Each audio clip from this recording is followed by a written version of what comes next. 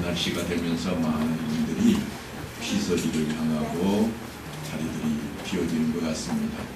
그럴 때일지라도 어느 곳에 있든지 여러분 꼭 하나님 앞에 예배드리는 데 소란이 없고 하나님을 찾는 기도가 멈춰서는 안 될 줄로 압니다. 오늘 우리는 교회 설립 70주년을 맞이하며 기적을 하나 일궈냈습니다. 그것은 제가 잠시 전에 소개해드렸던 것처럼 역사를 새롭게 하나 쓰기 시작했다고 하는 겁니다. 많은 교회들이 있습니다만 성도들이 직접 역사에 가담한 교회가 흔치가 않습니다. 많은 교회들이 10년사, 20년사, 50년사, 70년사, 100년사를 펴내고 있지만 거의 다 남의 손에 의해서 출판사라든가 혹은 사람을 사서 그들에게 맡겨서 자기들의 역사를 기록해버리고 맙니다. 제가 기적이라고 말씀드리는 것은 시골에 있는 저희 교회이지만 그래도 우리 손으로 역사의 흔적들을 찾아보고 우리가 사진 몇 장을 담았을 뿐이지만 우리의 역사를 새롭게 쓰기 시작했다고 하는 것입니다. 이것은 밑거름이 될 것입니다. 여러분 옛날에 지하수 뽑아 올리던 펌프 기억하시는가요? 이거는 꼭 뭐가 있어야 돼요. 물을 마시려면 뭐가 있어야 돼요? 마중물. 오늘 이 책자는 틀림없이 우리 교회 역사의 마중물이 될 겁니다. 그래서 저는 이거를 기적이라고 그런 표현을 쓰고 있습니다. 여러분이 모두가 다 이 마중물에 참여하셔야 됩니다. 그래서 이제 이후로 더 멋지고 아름다운 교회 역사를 써내려갔으면 좋겠습니다. 마치 성경 속에 등장하는 성경의 저자들이 예수님에 대해서 혹은 하나님에 대해서 기록하고 또 기록할 때 자신들 스스로가 아니라 성령에 사로잡히고 또한 함께했던 사람들의 그 모든 마음과 이야기들을 담아서 성경으로 채택했던 것처럼 우리 교회의 역사, 우리 교회의 신앙도 그렇게 우리가 써내려가야 할 것입니다. 우리는 예수님의 공생애를 3년으로 추정을 합니다. 그러니까 지금 예수님께서는 제자들을 부르셔서 3년 동안 갈릴리와 유대 땅을 두루 다니면서 복음을 전하며 모든 것을 가르치고 함께 오셨습니다. 그때의 핵심이 무엇이었는가 하면 회개하라 천국이 가까이 왔느니라 하는 것입니다. 그렇게 천국 복음을 전파하셨습니다. 그리고 이제 주님의 공생애가 마지막 단계로 접어들었습니다. 이제는 길어야 일주일입니다. 마지막 6월절을 예비하며 예루살렘 성으로 들어오십니다. 그동안 많은 병자들을 고치셨습니다. 오병이어의 기적을 통해 사람들은 놀라움을 금치 못했습니다. 귀신을 내쫓고 바다 위를 걸어오시는 주님을 만난 제자들은 더 이상 할 말을 잃어버립니다. 하지만 이 모든 일의 시작은 어디로부터인가 하면 세례 요한으로부터입니다. 광야에 외치는 자의 소리가 있을 것인데 그것은 주께서 오실 길을 예비하는 것이라 그랬습니다.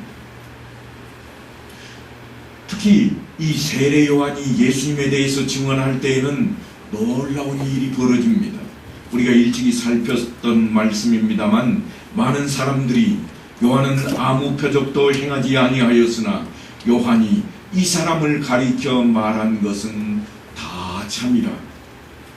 그래서 거기서 많은 사람이 예수를 믿으니라 그렇게 되어 있습니다. 많은 사람이 어떻게 했다고요? 예수를 믿었다. 보통 심각한 문제가 아닙니다. 그뿐이 아닙니다. 이적을 체험한 사람들은 더합니다. 기적을 만난 사람들이 더하지 않겠습니까?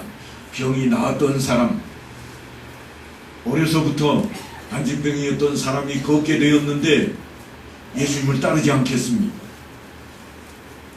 그저 자기 목숨을 건져준 생명의 은인이 예수님인 사람들은 어떠할까요? 그들은 아마 더했을 겁니다. 유대인들이 병고침을 받은 사람을 보고 또 죽었다가 살아난 나사로를 보게 되었습니다. 그래서 사도 요한이 뭐라고 그러는가 하면 나사로 때문에 많은 유대인이 가서 예수를 믿음이러라. 많은 유대인이 어떻게 됐다고요? 예수를 믿었다. 기적을 체험하고 사람들이 예수를 믿기 시작하자 종교 지도자들에게 문제가 생겼습니다. 그래서 사도 요한은 이렇게 보고합니다. 대제사장들과 바리새인들이 공회를 모으고 이르되 이 사람이 많은 표적을 행하니 우리가 어떻게 하겠느냐. 심각한 사태인 것이 분명합니다. 사내들인 공회를 아무 때나 소집할 수가 없습니다. 그런데 이들이 사내들인 공회를 소집을 했습니다. 만일 그를 이대로 두면 모든 사람이 그를 믿을 것이요 그리고 로마인들이 와서 우리 땅과 민족을 빼앗아 가리라. 어제 오늘 뉴스 시간을 보니까 뉴스가 다 온통 무슨 이야기로 가득 채워져 있는가 하면 일본이 우리나라에게 화이트 국가에서 제외했다는 소식이 전해졌고, 그래서 우리나라의 강요들, 국무위원들이 주말인데도 불구하고 다시 모였다 그랬습니다. 보통 심각한 문제가 아니기 때문에 장관들이 다 모이는 겁니다. 대통령이 장관들을 모아서 함께 일을 도모할 것입니다. 아무 때나 있는 일은 아닙니다. 그 일이 성경에 보니까 예수를 믿는 사람이 많아지는 일 때문에 지금 그들이 모였다고 기록하고 있습니다. 그렇게 걱정하는 것도 무리는 아닙니다. 백성들의 움직임이 장난 보이지 않습니다. 제가 지난 시간에 말씀드릴 때 로마 군인들이 보기에는 장난 같다, 바꿈살이 하는 것 같다 그렇게 표현을 했습니다만 오늘 성경을 보면 이렇게 기록이 됩니다.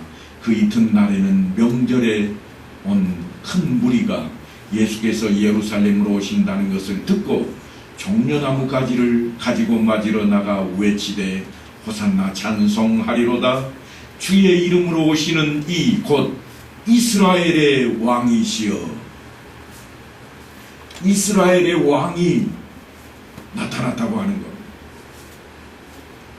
그래서 바리새인들이 걱정입니다. 로마 사람들이야 자기의 속국이니까 왕이 누가 되든 말든 아무 상관이 없습니다. 그저 왕이 돼도 별로 힘도 없어 보이고 아무것도 아닌 것 같습니다. 하지만 유대인들에게는 심각합니다. 왜냐하면 선지자들을 통해서 이미 예언의 말씀이 그들에게 전해져 내려왔고 메시아가 오실 것인데 그는 어린 나귀 새끼를 타고 오실 것이라 그렇게 전해졌기 때문입니다. 바리새인들이 걱정을 합니다. 바리새인들이 서로 말하되 볼지어다. 너희 하는 일이 쓸데없다. 보라 온 세상이 그를 따르는도다. 너희가 아무리 열심을 내는 열심 당원을 보내서 예수 믿는 자들을 방해하고 해방하고 돌아다녀봐야 아무 소용이 없게 되어버렸다. 왜냐하면 군중의 힘은 대단하기 때문에 무리가 모여들어서 예수를 따르고 있습니다. 그래서 이제는 때가 되었을까요? 이제는 세상이 확 바뀌어버릴까요? 요즘 보니까 세상이 좀 바뀔 것처럼 보이기도 해요. TV를 보니까 No, 영어로 No 해놓고 뒤에 뭐가 있어요? Japan, 일본 반대. 그래서 마치 큰 일이라도 벌어질 것처럼 보여듭니다. 그런데 한편에서 일본에 나가 있는 특파원 얘기가 보도되는데 뭐라고 보도하는가 하면 여기는 아무 일도 없다. 한국에서는 난리가 나 있는 것 같고 일본 것은 사지도 말자. 심지어는 일본에서 생산된 차를 몰고 오는 손님은 가라. 상상 안 해도 좋으니 일본 것을 들고 나타나지 말라. 그럴 정도입니다. 그런데 우리가 좀 곰곰이 생각해 보아야 될 부분이 있습니다. 부하내동이라는 말이 있기도 합니다만, 여러분, 제가 지금 여러분에게 설교하고 있는 이 외침이 전달되는 그 속에는요, 기기 속에 일본 부분도 들어가 있을 겁니다. 그래서 이거 다 꺼버릴까요? 그러면 다음 주부터는 제가 육성으로 여러분에게 설교를 해야 됩니다. 아니, 그보다 더 심각한 것도 있겠지요. 일본에 나가서 살고 있는 우리 교포들은 어떻게 될까요? 그래서 우리가 이 모든 것을 살필 때에는 참으로 자세하게 살펴야 되고, 우리의 행동도 그래야 될 겁니다. 어느 한편을 보고 잘못됐다 그럴 수 없습니다. 어제까지만 해도, 아니 며칠 전까지만 해도 그 차가 좋다고 광고했던 게 한국 사람들이었습니다. 많이 팔렸대요. 그런데 이제 와서는 산 사람들이 잘못됐다고 우리가 이율배반할 수는 없는 겁니다. 무엇이 문제일까? 항상 한쪽으로 치우치는 게 문제입니다. 오늘 성경에도 바리새인들이 한쪽으로 치우쳐 있습니다. 이들을 요즘은 뭐라고 그러는가 하면 극우라 혹은 극좌라 그럽니다. 보수 진영을 극우라 그러고, 진보 진영 중에 가장 첨단을 걷는 사람들을 극좌라 그럽니다. 우리 속에도 있습니다. 서울에 가시면 태극기 부대가 아직도 있습니다. 태극기 들고 외치는 게 뭘까요? 우리나라 법이 잘못됐다는 거예요. 법이 잘못돼가지고 박근혜를 감옥에 쳐넣었다고, 박근혜 감옥에 쳐넣은 자는 다 물러가라. 태극기 흔드는 거예요. 태극기가 잘못이 있나요? 여러분, 혼동하시면 안 돼요. 태극기가 잘못이 있는 게 아니에요. 법이 잘못됐을까요? 법을 우리가 만들었잖아요. 우리가 만든 법으로 판결을 한 거잖아요. 잘못되었다면 우리가 잘못된 거예요. 모든 국민이 잘못된 거죠. 극과 극좌와 극우는 어디나 있습니다. 우리나라만 있는 게 아니고 일본에도 있습니다. 일본 정권은 현재 극우파가 차지하고 있습니다. 그래서 마치 항일 우리가 했던 것은 다 잘못된 것이라고 외치는 인물들입니다. 자기네들이 세상을 다스려야 되고, 자기네들이 한국은 소국으로 다스려야 된다고 생각하는 그 입장을 가진 사람들입니다. 그러니 우리가 좋아할 리는 없죠. 우리가 노예가 돼야 된다고 하면 우리부터 누구라도 다 발끈할 거니까. 오늘 성경 속에도 그런 이야기들로 가득 채워져 있습니다. 많은 사람들이 지금 성경을 대하는데 참으로 어려움에 처해 있는 모습을 대하고 있다고 하는 겁니다. 이대로 두면 많은 사람들이 예수를 믿게 될까봐 걱정인 사람들이 있습니다. 우리 중에 그런 사람이 있을까요? 우리 중에 그런 사람이 있으면 너나 할 것 없이 다 손가락을 펴는 거예요. 그리고 뭐라고 그래요? 물러가라. 그럴 거 아니겠어요? 우린 예수를 믿는 사람이니까. 심지어는 이단이라고 발도 못 붙이게 할 겁니다. 하지만 바리새인들이 볼 때에는 예수를 믿는 사람들 때문에 문제가 걸린 겁니다. 지금까지는 자기들 말 잘 들었는데, 지금까지는 자기들이 하자는 대로 잘했는데, 동네 요즘 뭐가 없어졌는가 하면 단골레가 없어졌습니다. 옛날에는 동네마다 다 단골레가 있었어요. 그래서 집안에 무슨 일만 생길라 치면 누구를 찾아갔는가 하면 단골레를 모셔와라. 그래서 그 사람 이야기를 듣고 그 사람이 하자는 대로 대문도 바꾸고 길도 바꾸고 묘자리 안 좋다고 묘도 싹 바꿨습니다. 그랬던 것이 얼마 되지 않습니다. 우리가 예수를 믿고 난 뒤에 제일 먼저 한 것이 무엇입니까? 단골레는 물러가. 여러분 대문 바꾸시겠어요? 에이, 그걸 미신인데 뭘 바꿔? 우리는 이미 바뀌어 있습니다. 어디로? 예수 믿는 자리로 바뀌어 있는 거예요. 누가 문제가 생긴 겁니까? 단골레들 문제가 생긴 거예요. 먹을거리가 없어져 가잖아요. 지금 바리새인들이 그 문제에 걸려 있습니다. 그래서 세상이 확 바뀌고 예수를 믿게 되었는가? 오늘 본문은 놀랍게도 이야기를 달리 설명하고 있습니다. 보기 드물게 36절은 한 절 안에 단락 2개가 들어있습니다. 한번 유심히 보십시오. 동글뱅이가 단락을 표시한다고 그랬는데요. 36절 한가운데 떡하니 동그라미 하나 쳐져 있죠. 앞과 뒤가 전혀 다릅니다.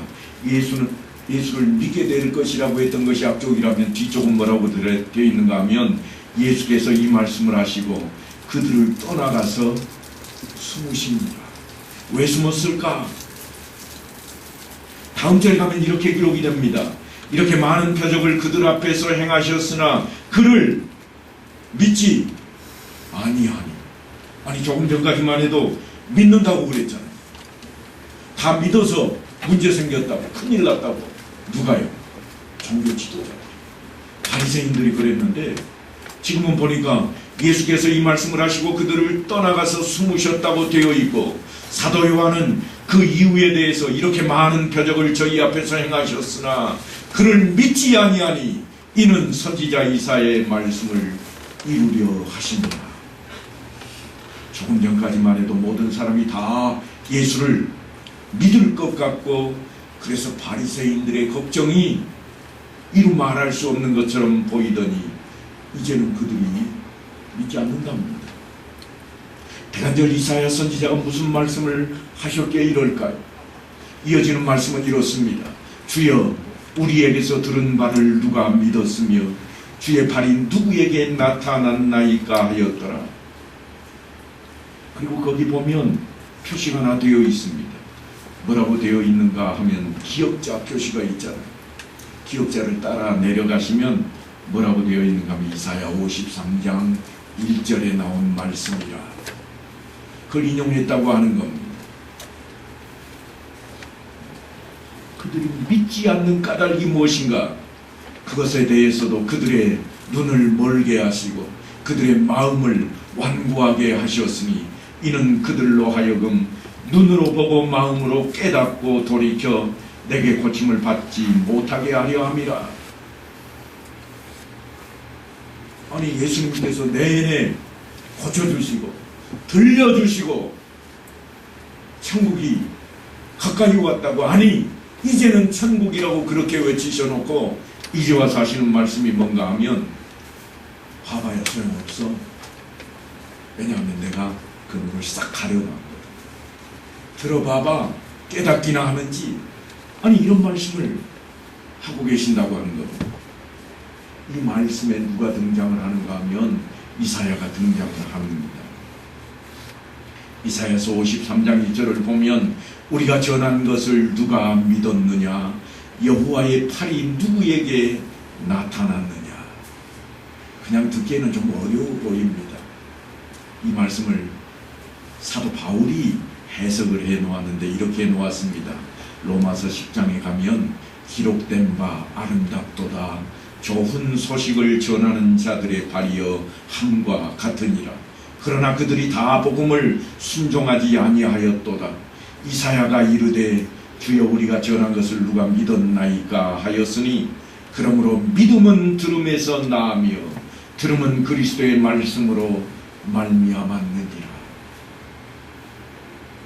듣는다고 다 믿는 게 아니다. 그리스도의 말씀, 다시 말해서 보혜사 성령을 보내시겠다고 한 그 성령의 역사가 없고는 들어봐야 아주 헛거라는 것. 성경을 열심히 읽어도 그냥 맹숭맹숭하다는 이야기입니다. 성령이 감화하시고 우리 마음을 부드럽게 녹여주시면 똑같은 성경을 보는데도 감격에서 눈물을 흘릴 때도 있고, 때로는 이 말씀이 이렇게 되었다고 깊이 있게 느낄 때가 있게 된다고 하는 것입니다. 이사야가 환상 가운데 성전에서 여호와 하나님을 만나게 되었습니다. 여호와 하나님을 사람이 만나면 어떻게 되는가 하면 죽는 겁니다. 그래서 이사야도 죽는 줄 알았습니다. 나여 망하게 되었도다. 나는 입술이 부정한 사람이요 나는 입술이 부정한 백성 중에 거주하면서 만군의 여호와이신 왕을 배웠음이로다. 하나님을 직접 목도했으니 죽을 수밖에 없다고 하는 겁니다. 그런데 천사가 제단의 숯불을 취해서 이사야의 입술을 대면서 뭐라고 말씀을 전하는가 하면 네 죄가 사하여졌느니라. 그리고 하나님께서 이런 말씀을 하십니다. 내가 누구를 보내며 누가 우리를 위해 갈고. 죄가 없다는 판결을 받은 이사야가 당장 답변을 합니다. 내가 여기 있나이다. 나를 보내소서. 그랬더니 하시는 말씀이 뭐였는가 하면 바로 오늘 본문에 등장하는 내용입니다. 가서 이 백성에게 이르기를 너희가 듣기는 들어도 깨닫지 못할 것이요 보기는 보아도 알지 못하리라. 이게 이사야서 6장 9절에 있는 말씀입니다. 이 백성의 마음을 둔하게 하며 그들의 귀가 막히고 그들의 눈이 감기게 하라. 염려하건대 그들이 눈으로 보고 귀로 듣고 마음으로 깨닫고 다시 돌아와 고침을 받을까 하노라. 하나님이 이사야에게 명령하신 거예요. 야, 그들 눈 다 감기게 만들어버려. 귀 열리지 못하게 제발해라. 선지자를 하나님께서 내세우시는가 하면 하나님의 말씀을 전하게 하시고 말씀을 전해 듣고는 깜짝 놀라서 바뀌게 하려고 선지자를 세우시는데 오늘 이사야 선지자에게 직접 목도하게 하시고는 하시는 말씀이 야, 너는 가서 저들 눈을 다 가려놔. 귀를 다 가려버려. 왜냐하면 저들이 혹시라도 고침을 받고 내 말을 깨달을까 염려하는 것이라. 그러니까 하나님께서 사람들의 눈과 귀를 다 틀어막아서 보지도 못하고 듣지도 못하게 하셨다는 그런 말씀입니다. 더군다나 고침을 받지도 못하게 하십니다. 황당하기 짝이 없는 말씀처럼 들려집니다. 이것을 신학자들은 하나님의 육이라 그런 표현을 씁니다. 육이라고 하는 것은 내버려 둔다. 다시 말해 버려서 그냥 내버려 둔다는 그런 의미입니다. 사람은 누구나 한번 마음이 완악해지면 되돌리기가 쉽지 않습니다. 그래서 우리가 흔히 쓰는 말이 있잖아요. 내 눈에 흙이 들어가기 전에는 안 바뀌겠다는 거. 이게 사람의 마음이잖아요. 내가 바뀌나 봐라. 내 눈에 흙 들어가기 전에는 안 바뀌어. 그 말은 내가 살아서는 바뀔 수 없다. 다시 말하면 절대로 안 바꾸겠다고 하는 단언이죠. 마음이 한번 뒤틀리면 더욱 반대 방향으로 치닫게 됩니다. 그런데 하나님께서 그 완악해진 마음을 그냥 내버려 두시겠다는 겁니다. 내 말을 지키지 않는다고? 알았어, 내버려 둬. 깨닫지도 못하고 알지도 못하게 그냥 내버려 두겠다는 거예요.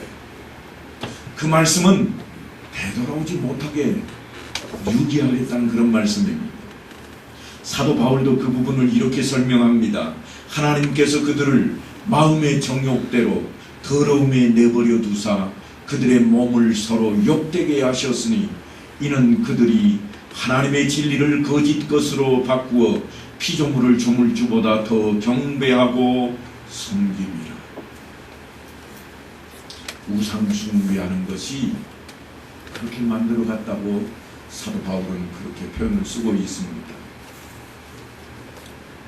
돈이 우리를 그렇게 만들 수 있습니다. 때로는 우리의 조상이 우리를 그렇게 만들어 놓기도 합니다.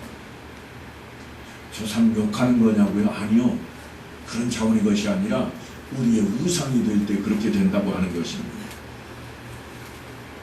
왜 그렇게 되는가 하면 이렇게 사도 바울이 설명을 합니다. 그들이 마음에 하나님 두기를 싫어하며 하나님께서 그들을 그 상실한 마음대로 내버려 두셨다. 여러분, 제가 사랑 이야기할 때 늘 해오던 이야기 있죠. 사랑은 몇 번째라고요? 번째에 들면 안 되는 거예요. 첫 번째라고 말할 수도 없는 거예요. 오직이어야 돼. 오직. 오로지. 하나님께서 지금 그 말씀을 하고 있는 거예요. 그들의 마음에 하나님 두기를 싫어했다.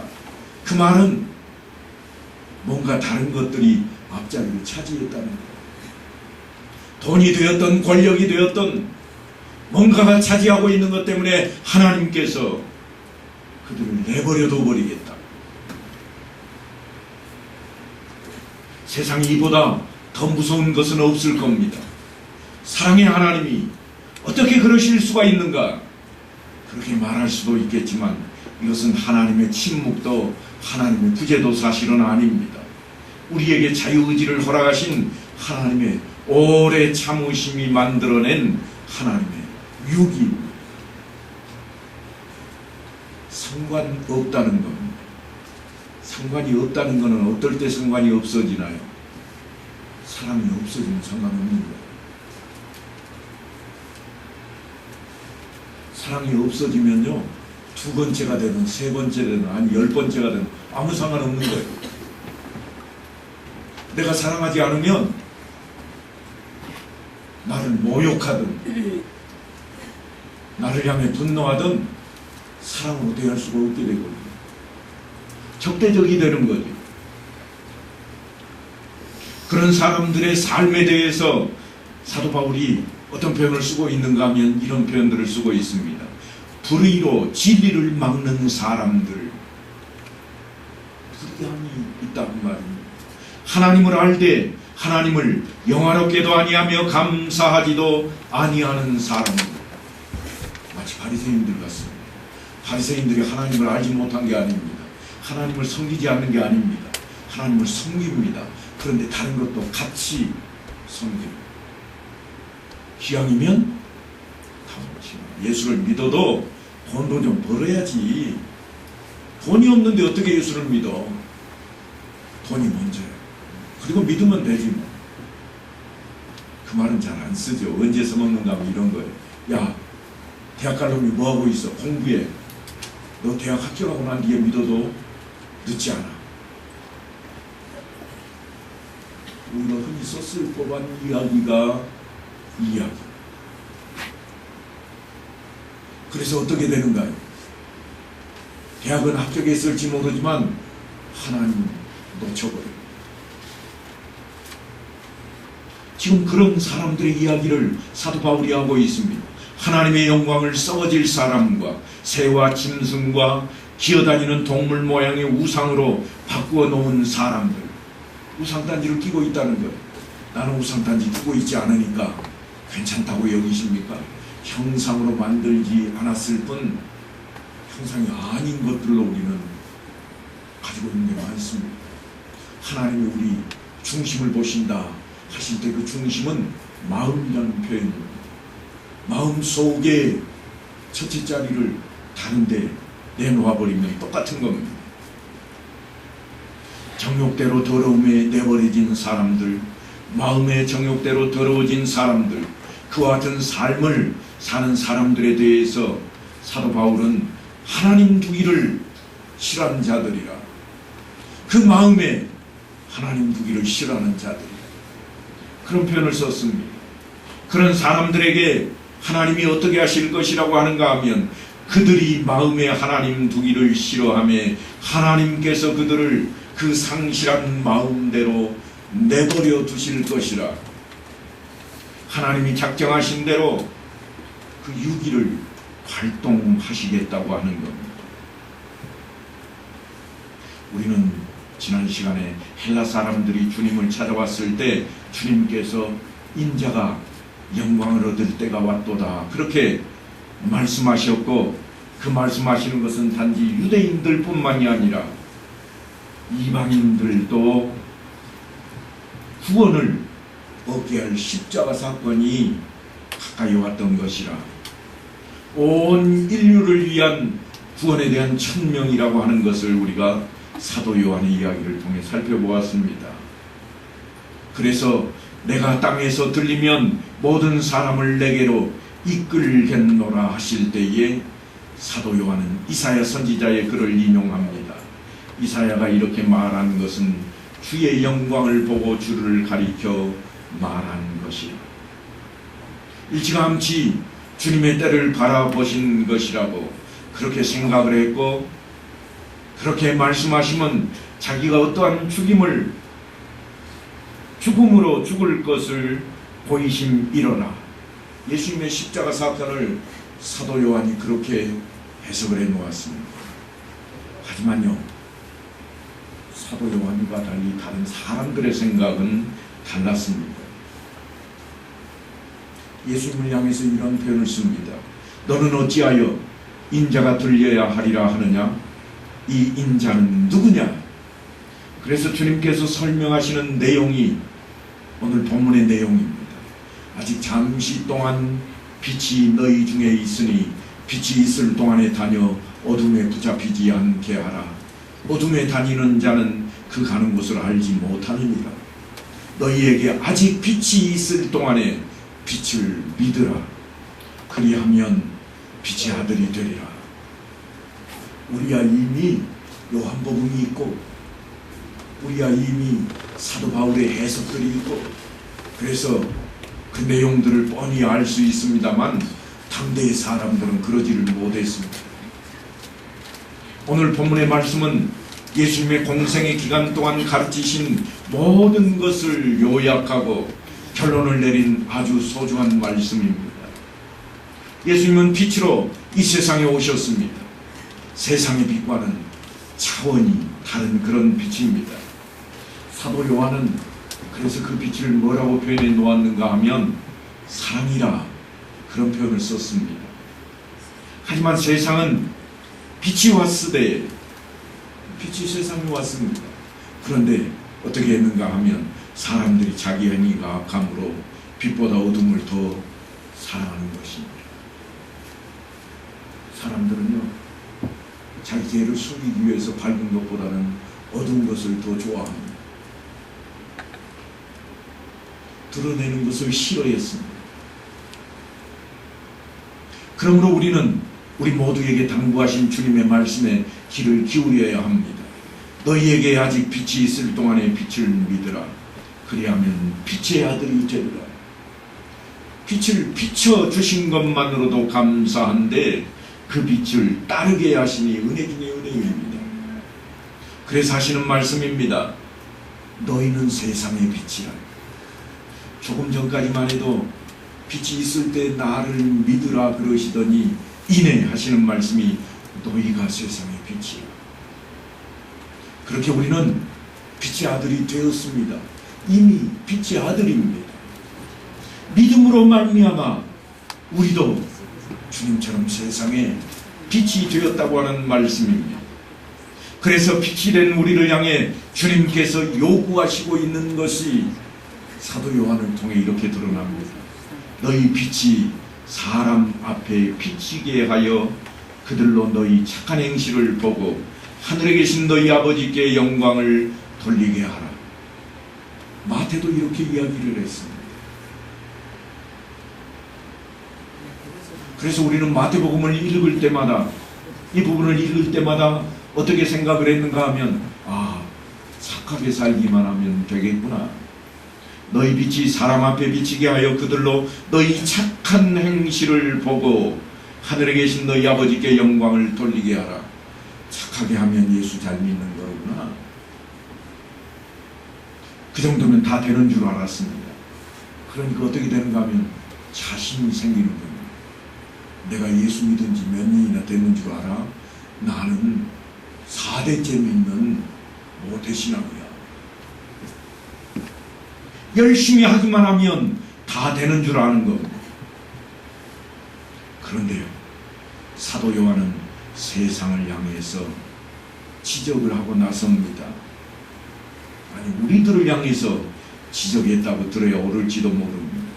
그들은 사람의 영광을 하나님의 영광보다 더 사랑하였더라. 착하게 사는 것이 자기 자랑거리로 만들었다는 것.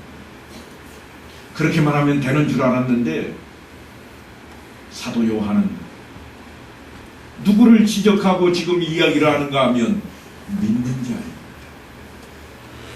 믿기는 믿는데 따지고 계산해 봐서 자랑거리가 되는가, 유익이 되는 길을 찾는 사람들. 그래서 요한복음 12장에 이런 글을 써두었습니다. 그를 믿는 자가 많되 바리새인들 때문에 드러나게 말하지 못하니 이는 출교를 당할까 두려워합니다. 출교당하는 것 때문에요, 사실은 예수 믿으면서도 숨겨온 사람들이 많았다고 하는 겁니다. 우리도 그러잖아요. 직장에서 혹은 사업을 하다가 예수 믿는 것이 큰 돈벌이에 지장이 되는 것 같으면 슬그머니 예수 안 믿는 척 하는 것. 그 모습이 딱 그대로 표현이 되어 있습니다. 우리도 여기에 자유하지 못합니다. 아니, 더 사소한 문제로 우리는 고민을 합니다. 체면이 나를 붙들고 있고 욕심이 나를 붙들고 늘어집니다. 떨쳐버리고 애를 쓰지만 세상 것들이 눈에 들어옵니다. 나보다 더 신앙심이 좋아 보이는 사람이 잘 되는 것은 그렇다 치더라도 예수를 믿지 않는 사람이 더 잘 되는 것은 내려놓을 수가 없습니다. 예수를 잘 믿는 사람이 더 잘 되어야 된다고 하는 기복신앙이 끝까지 우리의 발목을 잡고 있습니다. 그래도 내가 목사인데 더 잘 돼야지. 내가 장로인데 더 나아야지. 내가 권사인데 더 못하면 되겠어? 결코 우리는 십자가를 바라볼 뿐 십자가를 지려고는 하지 않습니다. 고난과 고통은 내게 있으면 안 되는 것쯤으로 치부를 해버립니다. 하지만 연약하고 힘이 부족한 우리를 향해 주님께서 위로의 말씀을 하시는데 이런 말씀을 합니다. 사람이 내 말을 듣고 지키지 아니할지라도 내가 그를 심판하지 아니하노라. 내가 온 것은 세상을 심판하려 함이 아니요 세상을 구원하려 함이로라. 나를 저버리고 내 말을 받지 아니하는 자를 심판할 리가 있으니 곧 내가 한 그 말이 마지막 날에 그를 심판하리라. 이 말씀은 사실 일찌감치 우리에게 주셨던 말씀입니다. 하나님께서 독생자이신 아들을 이 땅에 보내신 이유와 구원의 방법에 대한 이야기입니다. 요한복음 3장에 가면 아주 똑부러지게 이렇게 기록해 놓았습니다. 하나님이 그 아들을 세상에 보내신 것은 세상을 심판하려 하심이 아니요 그로 말미암아 세상이 구원을 받게 하려 하심이라. 그를 믿는 자는 심판을 받지 아니하는 것이요 믿지 아니하는 자는 하나님의 독생자의 이름을 믿지 아니하므로 벌써 심판을 받은 것이니라. 그래서 우리는 심판받았다고 그러니까 세상에서 잘못 사는 줄로만 알았습니다. 사업하면 망하고 그저 악하면 감옥에 나가서 있는 것으로만 생각했는데 오늘 보면 그런 차원의 이야기가 아닙니다. 천국 백성이 될 수 있고 없고 이 이야기요, 영원한 생명이 있고 없고 이 이야기입니다. 그래서 사도 요한이 이 일을 성경에 기록하는데 뭐라고 하는가 하면 이렇습니다. 오직 이것을 기록함은 너희로 예수께서 하나님의 아들 그리스도이심을 믿게 하려 함이요 또 너희로 믿고 그 이름을 힘입어 생명을 얻게 하려 함이라. 사도 요한은 아주 자신 있게 이 생명에 대한 이야기로 요한복음을 시작해 왔습니다. 그래서 하는 이야기가 하나님이 세상을 이처럼 사랑하사 독생자를 주셨으니 이는 그를 믿는 자마다 멸망하지 않고 영생을 얻게 하려 하심이라. 그리고 오늘 본문에까지 이르게 된 겁니다. 그래서 하시는 말씀이 뭔가 하면 너희에게 아직 빛이 있을 동안의 빛을 믿으라. 그리하면 빛의 아들이 되리라. 사도 요한이 이 빛에 대해서 사랑이라고 해석을 했다고 그랬습니다. 그러니까 너희는 사랑이라, 사랑 안에 머물라고 하는 말씀입니다. 하나님은 빛이시라. 그렇게 시작되어서 참빛 곧 세상에 와서 각 사람에게 비추는 빛이 있었나니, 그렇게 예수님께서 빛으로 왔다고 이야기를 끌어가던 사도 요한이 우리를 향해서 뭐라고 그러는가 하면 너희는 세상의 빛이라. 어떻게 빛에 대한 이야기가 하나님에게서 우리에게로 넘어왔는가 하면 빛을 믿으라. 그리하면 빛의 아들이 되리라. 믿음에 대한 이야기입니다. 영혼에 대한 이야기입니다. 당연히 영생에 대한 이야기입니다. 하나님 나라에 대한 이야기가 이렇게 연결이 되어가는 겁니다. 사랑하는 성도 여러분, 우리 교회가 70년을 맞이했고 그동안에 가만히 있었던 교회가 아닙니다. 세상에 빛이 되었습니다. 저녁에 십자가에 빨갛게 불이 켜져야만 빛이 있는 것이 아니라, 그래야만 교회가 그곳에 있는 것이 아니라 우리 안에, 우리의 삶의 터전 안에 우리가 한 발짝 걸어가는 그곳마다 주님이 우리와 함께 하셨다고 하는 것입니다. 빛이 되신 예수 그리스도를 온전히 믿어서 빛의 아들이 됨으로써 너희는 세상의 빛이라 하신 이 말씀을 따라 하나님 나라 백성답게 삶을 이루어감으로써 70주년을 맞는 우리 교회의 일원으로 힘차게 나아가는 모든 성도들 되시기를 간절히 축원합니다.